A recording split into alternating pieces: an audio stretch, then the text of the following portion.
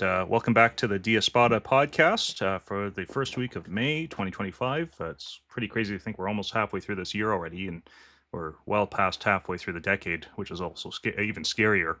But today we've got Brian joining us for the first time. Welcome, Brian. It's great to have you here. Thank you very much. Thank you for having me. Yeah, no, it's it's all my pleasure. I know we've had many discussions about a lot of things related to the family and culture, and kind of where we're headed. What we want to talk about, just topic wise, and this is going to be part of a larger series. We're actually going to have some of the ladies join us here for one of the future weeks, at least, maybe more. But the whole phenomenon right now is with respect to the dating crisis that is going on. And so, if you're watching what's going on, I'm just trying to see if I can move this. Yeah, I'm just going to move that out of the way. If you're familiar with what's going on right now online, there's been a lot of videos and a lot of comments back and forth for at least, I'd say, I think it's gotten. I'll put it this way: it's gotten more intense in the last year, in particular, between men and women. Where both groups are basically saying, "I can't find any good ones on the other side." I don't hear about it much anymore. But at one point, after the federal election last year, when President Trump won re-election, a lot of women had declared they were going to basically start some kind of protest against the men because they were blaming them for giving President Trump his 47 term, and there's a lot of hostility. I think there's a lot of frustration, a lot of emotion behind this. And so I guess, Brian, today what we wanted to do, just to kind of introduce this topic, is without kind of getting too much into here are the problems with the women, here are the problems with the men. Just kind of look overall and see, how did we even get to this point? Where did the wheels start to go off, and what are some general principles that we want to do? Want to look into, I should say. And what should society look to? And I'll preface this by saying that, one of the things that I think I've noticed from a lot of the advice or feedback, and again, there's women online like Emily King, I've got on the screen here. She's got a whole channel basically giving advice to other women on what they should be doing and how they should be setting expectations for dating. You got men advising men, you got women advising men, and then men advising women.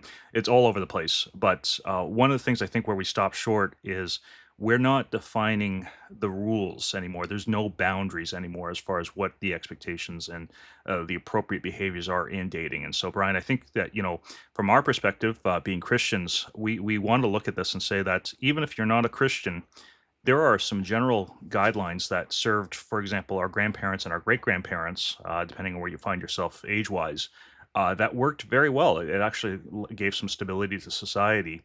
And so we're going to have a little bit of fun here, first of all, to start off with. But I want to say that this is a video that I think can be beneficial for anybody. But we're going to maybe reintroduce some lost principles that I think folks like Tim Pool, on his podcast have brought up before, is that we need to actually have some social guidelines and some social norms that are, and expectations for society as well. So without further ado, let me just play this off to start off with, just a little bit of humor to kind of lighten the mood a little bit, and then we'll jump in. Single mama to 3 boys, so I've got absolutely no room for another boy in men's clothing. My kids will always come first. Always. And my fur babies come second. No, I'm not impressed with your gym selfies and squatted trucks. Not your next hookup. If you're here to play those games, then keep swiping. I already take care of little ones. All by myself. I'm not looking to raise another. No BS, no games. Queen raising kings. And if you can't respect that, then it's your loss. Because I don't need no man, and I know my worth. So what if I got 3 kids with 3 different baby daddies? I'm a good mama. I'm a good mama. Shout out Houston Harris on that one. If a woman that knows her worth intimidates you, keep it moving, buddy. I built my empire without a man, not looking to babysit one either. Okay, so I don't know about you, Brian. I found that really funny. I showed that to my wife earlier today, and she got a chuckle out of that as well. That's perfect. Yeah. So now I'll say this, like as I said, particularly today, I don't want to pick on women. I don't want to pick on men. I think that there's plenty of feedback that I would give to both men and women. But this kind of encapsulates, I think, the tone of where we're at in 2025. And again, you and I right now, we've got young kids between the two of us. Our kids are not on the dating scene, thankfully, yet. But it's not healthy for society when we look at Gen Z, when we look at the folks who are in their 20s.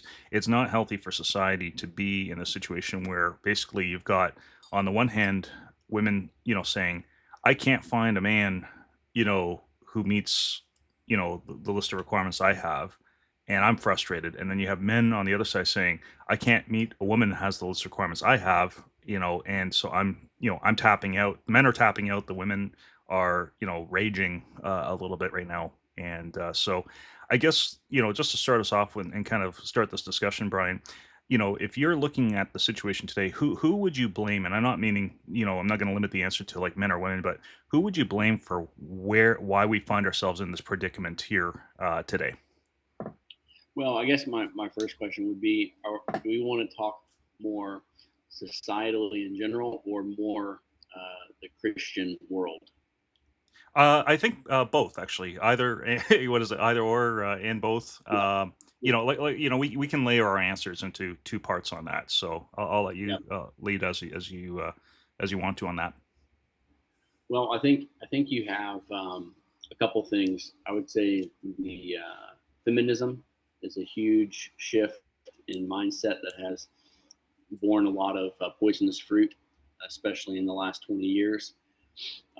You have Christian liberal theology, which has created a ton of problems for us. And then I would even kind of go towards a lot of the Industrial Revolution, um, just because I believe it created a lot of dumb jobs, which didn't took away the need for men in work, right? Created a lot of dumb jobs that didn't require you to really engage, as well as didn't require much physical um, labor. And I don't think that's necessarily wrong, morally wrong, but I think that's a reality. Why have men worked the fields for thousands of years? Because we're stronger, right? So when you start to get away from a lot of those jobs and start creating a lot of more um, jobs where uh, you don't have that physical distinction, I think that starts to change some of the playing field, even though it doesn't change the fundamentals. Yeah, and it's interesting that you bring that up because as I was thinking ahead of like where we might go with this today, that was one of the things that immediately came to mind. When I was kind of getting ready for this week. But I think you make a very fair point, and it kind of I'm going to lean in a little bit on John MacArthur, who, for those who aren't aware, is a fairly well known Christian Bible teacher out of Los Angeles. He's done a lot of good work. Written a lot of books over the years, including on marriage and family. And I've got a few other quotes from him later on, but he actually said something, maybe not exactly what you said, although I think you've made an excellent point as far as like, what the Industrial Revolution did to men, where all of a sudden it changed, the need for men's strength to kind of move society along and allow production to continue if we're talking purely in economic terms.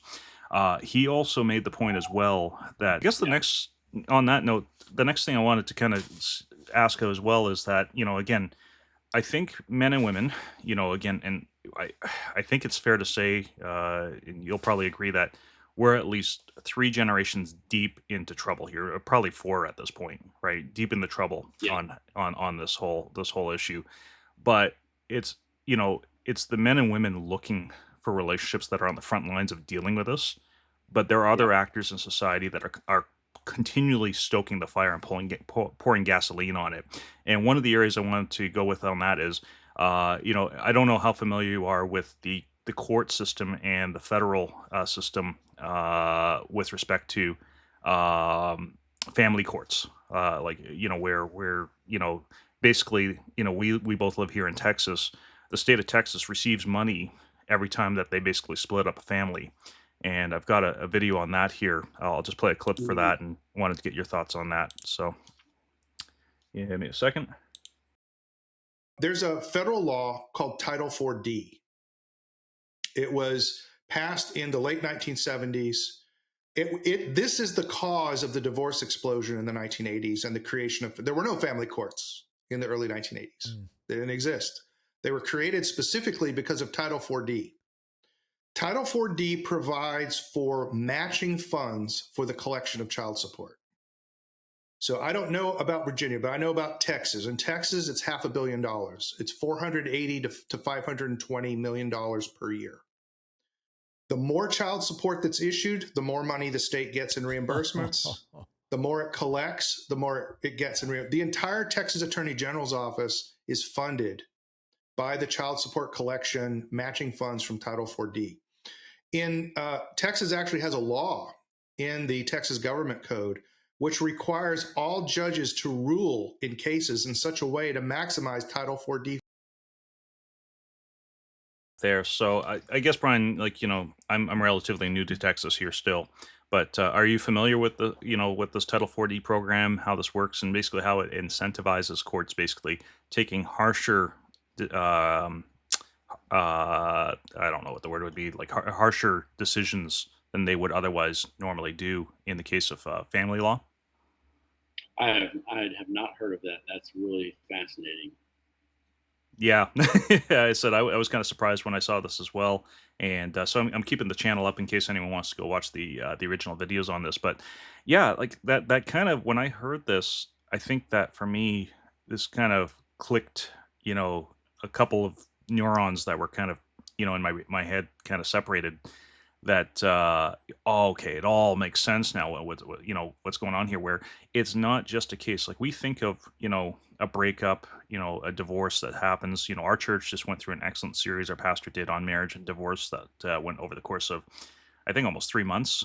Um, it was really, really good content. And, coming from the perspective of like, we don't want to see families dissolve. We don't want to see kids, split between mom and dad.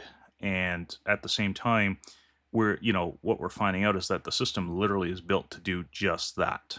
And so, uh, you know, I can understand with that in mind, why people are looking at, the situation going, well, there's a lot of trepidation about, getting married, for example. And I don't know about you, you know, uh, do you think that this is a contributing factor to why a lot of people are saying, well, I don't want the commitment, I don't want to get married, because even if we aren't familiar with how the government, is working behind the scenes to kind of facilitate this whole kind of program, we're all aware that marriage is basically the one contract, maybe besides from HOA contracts, where the law kind of doesn't really apply and the contract isn't really binding at all. And the parties aren't held accountable on a legal basis to their responsibilities. Yeah, I think for the guys who are knowingly looking to start families, I think that that would definitely be a something in the back of their mind to make sure that their spouse they're looking for, the woman they're looking for, is um, has that personality, has that character to not be someone who runs, to not be someone who is willing to dissolve a marriage over, supposedly not being happy anymore. Because that's all it requires anymore. There's no fault divorce, right? And so I think that it definitely makes men more cautious, knowing that if anything happens in the future, uh, you know, there's all kinds of perverse incentives. There's all kinds of it's an imbalanced system. You're probably going to lose your children. You're probably going to have to pay a significant um, child support and alimony and all the other things that go along with that. So I think that there is it definitely creates a pressure in a certain direction. Yeah, no, for sure, and I think what we're seeing more recently now is that men are responding to that. That may not have been the case for a couple of generations, because you brought up, like, no fault divorce became legal first in the U.S. Via Ronald Reagan when he was governor of California back, I think, in 1969, if I'm not mistaken.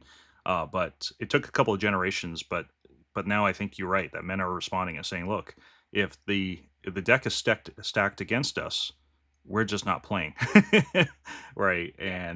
and they're opting out, and that's why you're seeing this. And I mean, like, I've seen multiple videos, I'm not going to put you through all of them, but of, women on TikTok and Instagram, basically lamenting, and they're quite legitimate in their grief. You can tell there's pain there, saying, where are all the guys? How come no guys are willing to kind of like take a chance out there? And it's because, well, the whole system, and in fairness to the Gen Z women, they didn't build the system, right? They're being Right. indoctrinated to think it's the cat's meow, but they didn't build the system. But the system has been built by their forebears, their moms, their grandmothers, and the weak men who, also, facilitated as well, and led, I think we can fairly say led this into existence, where they basically uh, set them up for tragedy right now. Yeah. So, one of the thoughts that I have is, we're in the current dating scene. One of the resources we've had throughout history has been the resources of the rest of our family, especially our parents or even grandparents, to help us, look at potential spouses. And so, one of the things I've already done with my daughter is try to help her understand that I can be a valuable resource in screening for future husbands. I can spot things and see things and direct her towards things that she might not be able to see herself. And that's really been the case throughout all of human history up to recent generations, where we've started moving off from home and we've started doing getting married older. But that's such a valuable asset to have, is an engaged um, parent or grandparent who can say, no, I've seen this kind before, and this is one you want to stay away from, right? Yeah. And so that's a big resource that I think we need to look back into. Yeah, and let's add to that as well, because again, I get that, as I was alluding to a moment ago, Gen Z is not a blank slate here. Like all of us, they're dealing with what we would call federal headship. In a societal sense, we understand that we live in the society that we have today because of what our parents and grandparents did. On a prior program, my one friend from Canada, Jason, said, brought up the Chinese proverb that, you want people who are planting trees that they'll never sit under, right? And that's Right. something we've lost greatly. So, based on what you said, there may be people listening right now who are like, I want to actually be in, a relationship. I want to get married. I want to have kids, but man, oh man, I can't trust my family to help me discern this, because they have no discernment. My mom's got a dozen divorces. My dad's got a dozen different relationships, with women he hasn't even been married to. That's where a lot of people are coming from. And another resource I would highly recommend, the pastor that we're well acquainted with, Vodi Bakum. He wrote a few books back a couple of decades ago. One called Family Driven Faith. The other is What He Must Be to Marry My Daughter, which I think is maybe a little bit more relevant to today's conversation. But he talked about in his own experience how, he was raised by a single Buddhist mother, and he got married to his wife Bridget when they were still in university, and the whole family thought they were crazy. But as he put it, I think in his family, up to his generation, I think they were the only couple that hadn't been divorced, and there was something Yeah. like over a dozen divorces in that immediate family in the last generation. So that's the kind of world we're finding in. So I guess if someone's like I would love to have a mentor, I would love to have a dad or a mom that would be able to kind of guide me through this and kind of help me see things from the other side. If they don't have that available for whatever reason, where else should someone like that be turning for help? Your church. Yeah. That's it. Yeah, Go and go to I think this is important because again, some people and I kind of that was a leading question, admittedly, because I knew you were going to go there, and it's good because this is the other thing that we have to understand too, especially for those of us who are on the right. And Brian, I know you've talked about this a little bit in just some private conversations. The idea of a libertine lifestyle where I can live on my own, like, let's bring in what you said about the Industrial Revolution. I can go to work, I can do my job, it's my money, I'm going to spend it on myself. I'm going to go off on my own vacations, just leave me alone. I live in isolation. A, that's not healthy. B, it really is not sustainable, right? Because right. everyone always Yeah. has problems. We are. I'm not saying the government needs to be the shoulder to cry on, and that's I think part of the problem we have with the relationship that we have with our government these days is that it's basically taken the role of dads. It's taken the role of brothers. It's become Our community. Yep. yeah, yeah, our community, and it's not like it's called socialism, but that's a misnomer in a sense because it's not really social. It's just bureaucrats, kind of deciding for you this is what you're going to do. So we do need to get back to a healthy place where yes, the government isn't as involved in our lives as it is right now. I think there's a disbalance there, but that doesn't mean that we're antisocial creatures, right? And when it comes to matters which relationships are fundamentally spiritual, right? We'll get into a little bit more on this in a second, but they're fundamentally spiritual, and you need to have people around you that share your, you know, your beliefs that can kind of guide you and give wisdom and yeah. So I'll let you take it away on like how would that work out? As you said, if you need to turn to a church family instead of a bloodline family, how does that work out exactly? Well, I think that it's very practical in the sense of in a church, you are looking for the people who um, are living out what they say, what they want, what you aspire to, and are hopefully even further down the road and have some wisdom and experience in what you are about to go through. And then also, it's funny we talk about networking with jobs. That's not just a random thing. You network to get a job because one of the most reliable ways to hire a good employee is to have them be well thought of by a employee you already think good of, right? Well, that also works with relationships. If you are, networking with and plugged in with a bunch of mature, godly men or women who are further down the road, or even just know other people, and they know that you are looking for a spouse, and they can attest to and have seen your character, then and they know someone else who a woman who is in a similar position. Well, that networking is a very valuable tool to know that this person is who they say they are, and someone who can attest to their character and to their where they're actually heading, what they want. Yeah, no, and I think like as we go down this, that this is one of the things like what you're describing there is kind of maybe where, in our case, our grandparents, that's the world they found themselves in, where they were in Right. tightly in the communities.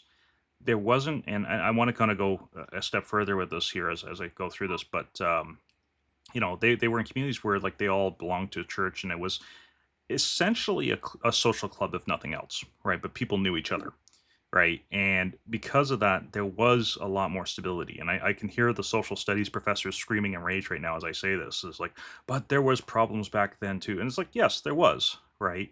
But Yep. the magnitude of the problems, I don't remember reading anything from the 1920s, yeah, like we have in the 2020s, where basically men and women are like, I'm tapping out. There's nothing here for me. We've Right. clearly run the car into the ditch now. And the other thing I would say too is you're right. Like on the social level, you want to network. And this does answer the question of many young men and women, where are all the good men? Where are all the good women out there? Well, a lot of them are in church. I'm not saying that every church is a good church, by the way. But a lot of them are because there is that structure, right? There's a shared belief, hopefully shared purpose. But let's take it a step further as well and say that, you have churches that you and I would look at and go, they're not real churches. They are, Right. they're mosh pits with really B-rate music.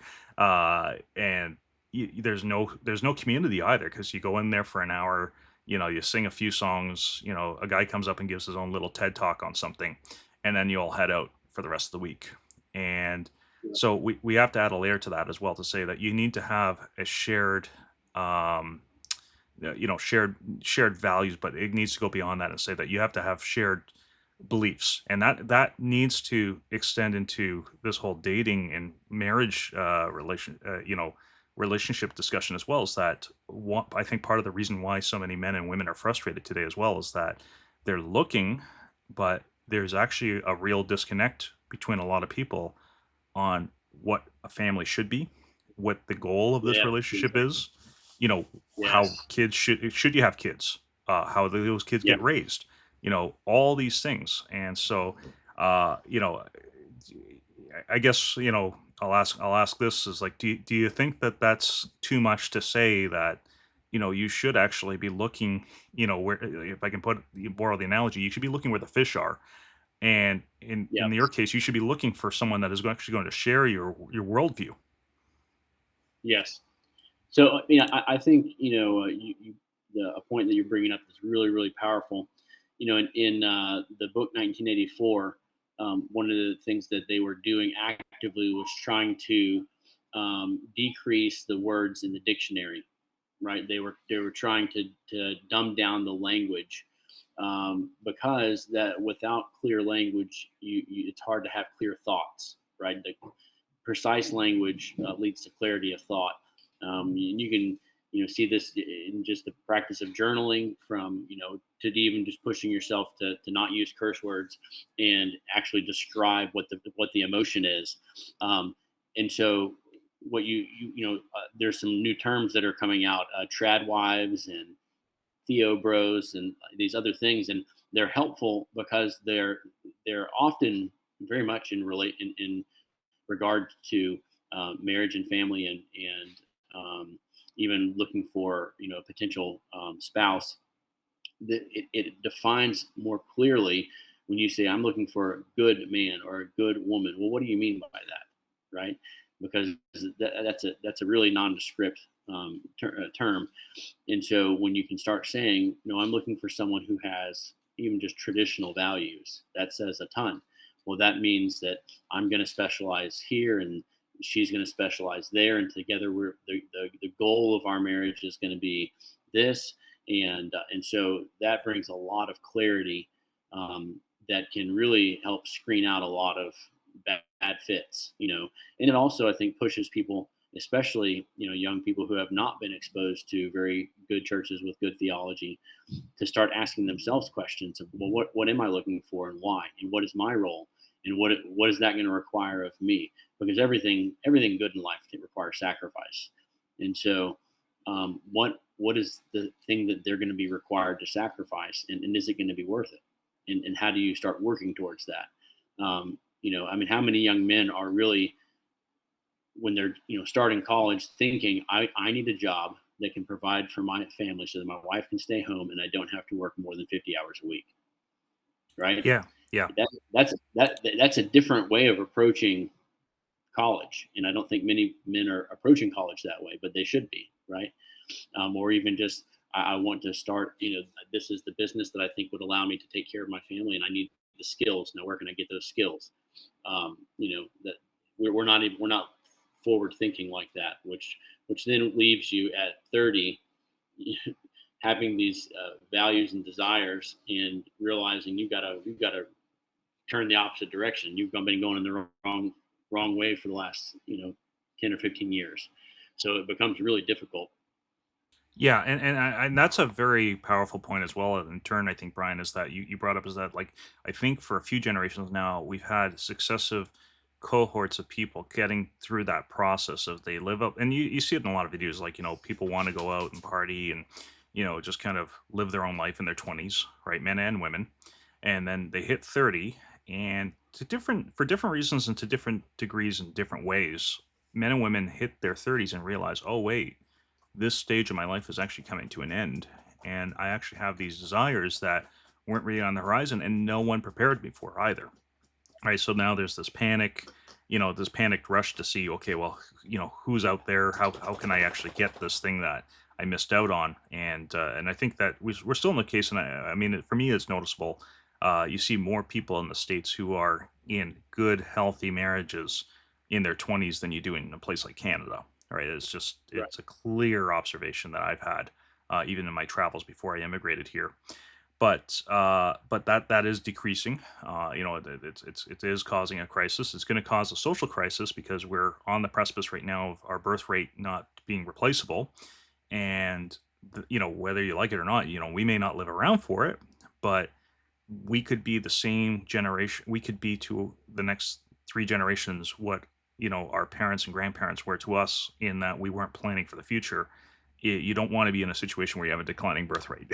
Like, history has Right. proven, regardless of what the technocrats and the humanists of our day are saying, that it's not no society that does that ever does well. They all go into collapse. So Right. yeah, and I'll say that as well, if I can add one more point, Brian. What you brought up as far as, like, just knowing the person, right? I get that for many people as well. They may be like, okay, look, I'm in a really good, solid church, right? The teaching's excellent. There's good fellowship, but there's no one my age that's a prospect for, you know, you know, trying to find out if we would be, good marriage partners, right? And so I'll say this, like, I'll have a little bit more to say this in future episodes on this topic as we go through this, but there are apps out there on on the web, as far as dating, that are really, really bad. Like, and the reason that they're bad is because, for example, and I'll just bring it up on the screen here. I should have brought these up a lot more earlier on, but Tinder right now, last year, and Match. I think Match is the parent company of Tinder and Hinge and all these other apps. They're getting sued right now because what's coming out is that their algorithm is actually designed to keep people on the apps. And how do you keep Yep. people on an app that's for dating? You basically make sure they don't find anybody. so, Right. so in contrast to that, one shout out I'll give, because it worked. It was wonderful for me and for my wife, and for other friends as well. Incidentally, is if you're a Christian, give Christian Cafe a try. They're a smaller dating app. They've been around for a few decades now. In fact, I know one friend who, I think he found his wife on there. It's almost been 20 years ago now, right? So they've been around for a while. They're from the old internet days. But one of the things I love about them, and if you go in and you file a profile here, right? You'll see. I don't know if I can bring up the form or not, but no, I can't bring up the form. But basically, they have you go through a full profile. Like, you're getting asked really detailed questions. In this case, about what's your theological leanings. They have a list of different denominations that goes down the whole page, right? It's a whole series of stuff that they ask you about. And again, you don't have to fill out all that information, but I know that one of the things that helped me out a lot on my side, and helped my wife out when she was looking at my profile, is that the more you filled out, the more at least you got a good baseline to evaluate against, right? At that point, it's a question of, okay, is what this person's saying actually authentic or not? But at least you're getting a Yep. sense of where they claim to be coming from, as opposed to a Tinder where you're just swiping. You're just looking at the picture and you're like, yes, no, right? And that's not Yeah. really, that's not the grounds for a successful relationship to start in. Yeah. Yep. No, absolutely. Yeah. So with that said, because I know we're getting close to the hour here, and really appreciate you joining for this one here, Brian. Again, looking forward to having you back for when we get into the discussion, particularly for what men should be looking at these days, and some of the challenges that they're facing uniquely right now. We've talked about some things that I think foundationally men and women should be looking at, as far as the communities they're belonging to, the advice they're getting, and from whom. Like, dating is not meant to be just kind of a solo exercise where you're out there and trying to figure. And I mean, you see this. I mean, movies have for generations permeated with this idea of, like, I just met this guy, I just met this girl, I don't know what to do. Like, are they real or Yeah. not? I think, like, one of the things that you reminded me of as well is that a lot of women will like to have guys meet their friends to try to Right. evaluate them. right? So we Right. know that this is a real concern and this is a real need to have many counselors help out with this kind of decision here. And maybe I should add with that as well. You know, I know that this is going to be a bit of a prickly point for a lot of people to hear if you're not a Christian, or sometimes people who say that they're Christians in the church, but relationships need to lead to marriage, right? There needs to be that Yeah. covenantal, union. It can't be just a we're going to live together for the rest of our lives, and that's going to be what counts. And um, I realize I just went on an important tangent in my own speaking here, but why if you had to describe that, Brian, why is it important that we're actually looking to work towards a marriage relationship as opposed to just saying that we're just boyfriend and girlfriend, or common law for the rest of our lives? I think that if you're looking at marriage from a Christian perspective, you have to see that the end of it is outside of yourself, right? The purpose of it is outside of me, and it has to be to the glory of God in obedience to what He's told us to do of multiplying and subduing creation, of cultivating creation, and inherent to that is going to be a sacrifice. Inherent to that is a you know laying down our lives and picking up our cross and following Christ. And so I think that the one of the things that our Christian culture has gotten really bad about is um, making everything in Christianity androgynous. It's everything's the exact same for men, and the exact same for women, and that's not helpful at all in our current situation. And so I think looking through as a man or a woman, what does that mean that I'm going to be called to in this marriage, in these relationships? How do I um, need to be preparing myself to lay down my life? And I think it's difficult because for the men it's a lot more um, risk and hard work, and for our women it's a lot more vulnerability.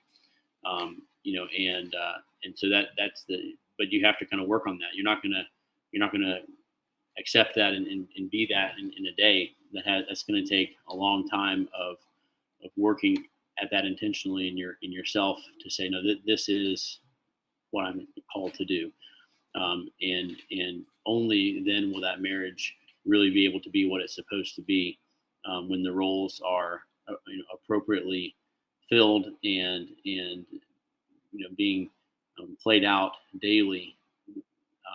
Otherwise, you start you find you're going against the grain, and you're both frustrated and you don't know why. And even if you try to play the dating situation forever, what do you do when the novelty of the relationship wears off?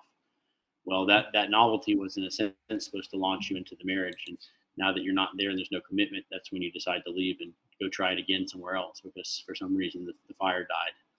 And I think that's you know God gave us these different um, aspects of dating and marriage for a reason.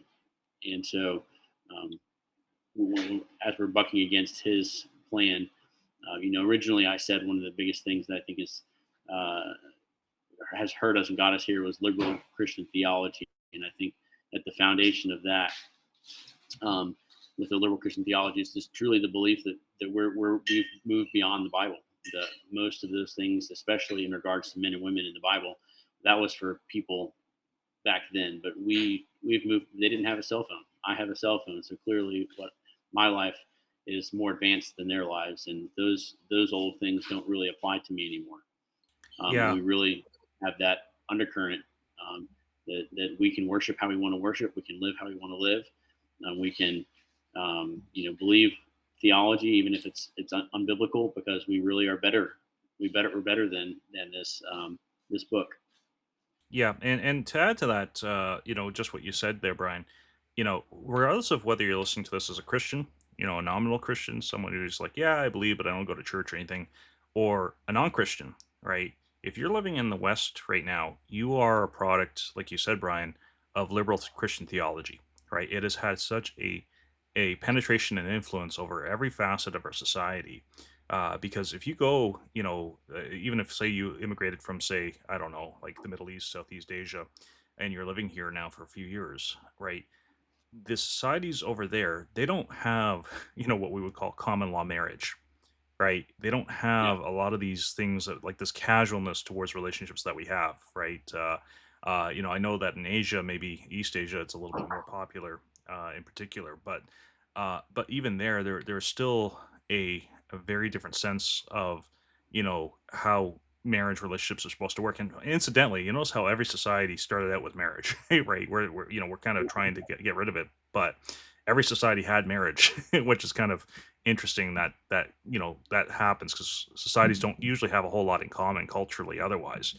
Um, but what you're basically saying here is that you know dating, getting into a relationship isn't a commodity. It's not something that I consume, right? And men and women, if I know that men get criticized for this in particular, but it's men and women that treat relationships as though they're consumption products these days. And what you're saying is that no, it's not. So, the way that we're wired, the way that God has designed us, and the way that is illustrated clearly in Scripture is that we're actually meant to live sacrificially, right? Ephesians 5 is the chapter that gets into that in great detail. And that, this is why we have the phenomenon where you have people married or in common law relationships who are together for decades raising kids together. And then once the kids move out, all of a sudden the divorce rate or the separation rate just seems to spike at that point, right? Yeah. It's a funny phenomenon. So I think that's very good to say that, like, we need to re-examine why we're getting into these relationships in the first place, right? Why Yeah. why we're compelled to this. I'm not saying that the desire isn't there, because it is, and it is for most people. Very few people have that gift of singleness. I'm personally convinced of that, but it's not just saying, well, I have the desire, therefore I'm going to go pursue it, but understanding why that desire is there, what the purpose is, and that by doing this the way that the Bible's laid out, actually, even if you're not a Christian, it's for your good. Yep. Exactly. Right. So that's great. And then, as I said, now I'll move on to that last question. Anything else that you think that we didn't cover today, Brian, that you think would be helpful, just as single people out there are looking, and again, they're dealing with, like, it's a legitimate frustration. I feel for them. That's why I wanted us to cover this topic here. As we go through the month of May. But anything else you think that should be covered here, just to wrap up? I think that the reality behind marriage and a lot of bigger aspects of life is that it, it's something that takes time to grow into, even your perspective, and becoming who you need to be to fulfill your role.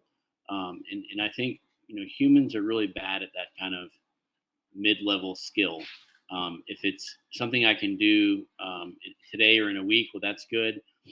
Or if it's something that I understand that it would just be a long, long time to ever become a master at the piano or something.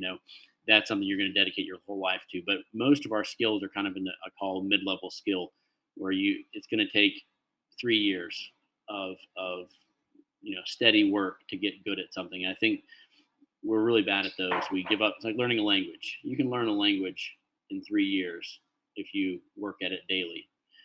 Not your whole day, but you make it a part of your day. And so I think that this is one of those things that we're so backwards.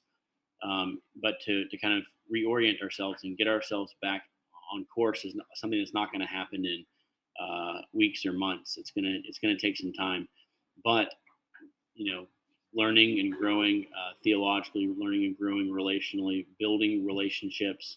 Kind of we've talked about building a community around yourself. Those are all kind of necessary and very, very helpful to this whole process. And so it's not, we want a quick fix. We want just to read a book and then that's it. We can fix it now. And it's really more of an entire lifestyle change, which again, it can't be done in a day or a week or a month, but can be done in a year or two or three. And I think that's what we have to grasp is that something this serious, something this big, it takes real work and real change. to kind of be in a place to do it well. And so I think that's needs the task needs to be clear in our mind that that's where we're heading at. We're not heading at something that's quick or that's something that's impossible. Yeah, no, no, for sure. And I think that that's a great segue to kind of end off with one of the quotes I wanted to bring up from John MacArthur on. And again, I'll caveat this by saying he brought this up in a church setting. So this is a problem that your average Christian is dealing with. Not, so don't feel bad if you're not a Christian and going, well, it's like everyone's struggling with this, and there's a lot of bad advice, as you said, out there, including a lot of quick fix advice that is out there these days, Brian. But John MacArthur had a great point that I think is a great goal for anyone who wants to get into, a marriage relationship, has that desire that leads to that. And that is, if you're not finding people right now, work on being the spouse that your future spouse will want to be with. Yeah. Right. And that ties into your sacrificial comment earlier on here, Brian, is that, like if you're working on trying to be the husband that your future wife wants, and is yearning for, if you're trying to be the, wife that your future husband is yearning for, you're going to be a lot more attractive. It's not just looks, and despite what Tinder may think, but it's the whole package. It's like your personality, it's your maturity, it's a lot of how wise you are as well, right?